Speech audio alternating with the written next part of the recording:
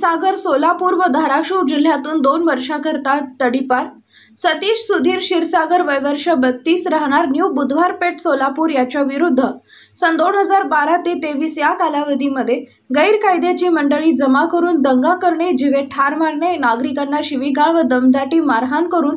गंभीर दुखापत करणे यांसारखे गुन्हे दाखल असल्याने त्याच्या विरुद्ध जोडबावी पेठ पोलीस ठाणेकडून महाराष्ट्र पोलीस अधिनियम 1951 चे कलम 56(1) अ ब अन्वयेचा तडीपार प्रस्ताव पोलीस उपायुक्त परिमंडळ सोलापूर शहर यांना सादर करण्यात आला होता।